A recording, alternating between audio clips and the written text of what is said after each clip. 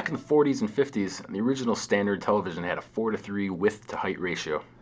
That shape was chosen to be a slight rectangle, but still mostly square, thus having the maximal screen area for the given dimensions.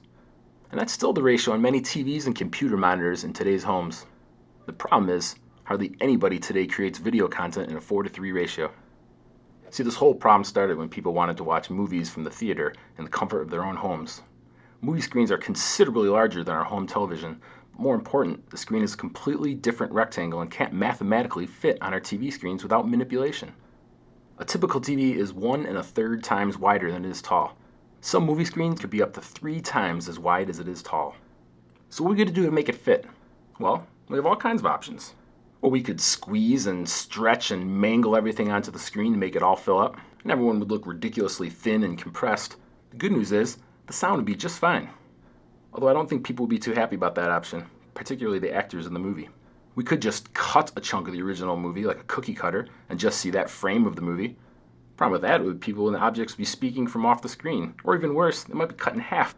Some movie editors use what's called the pan and scan technique to allow the full height of the TV screen to be used, but pick and choose what section of the original movie should be shown on your screen, thus eliminating the annoying cutting of people.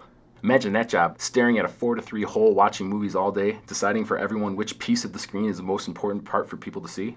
Now let's do a little quick math.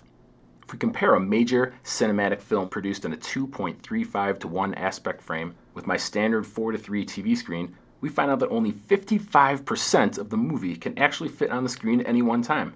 Just over half! You've seen the disclaimer at the beginning of the movie on TV or DVD that says this film has been modified from its original format to fit on your TV screen. Well, what it should say is, we are only displaying 55% of the movie of our choosing. Now for all the full screen TV lovers, this is your dilemma.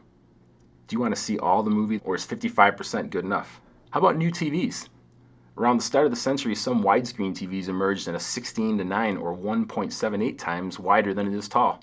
Well, this screen fits a movie a little better, but still only shows 75% of the original movie at one time. Suppose someone made a TV for your living room that was actually 2.35:1 to show those full movies. Well, if the TV were the same height as most current 50-inch TVs, that TV would be close to 6 feet long. And on top of that, you'd only use the full screen when you watched movies. Most of the other content would have to be stretched or have empty space on the sides of the screen. Of course, there is one more option. We can just shrink the movie screen proportionally to fit the width of your home television. Now we can mathematically scale the original to fit exactly the width of the screen, and this will preserve the entire movie screen, but show the infamous black bars along the top and bottom that so many television watchers abhor. Of course, now you can argue that we're only using 75% of that screen. And that is where the real question is. Do you want your full screen, or do you want to see the entire movie? Most likely, you just need a bigger TV.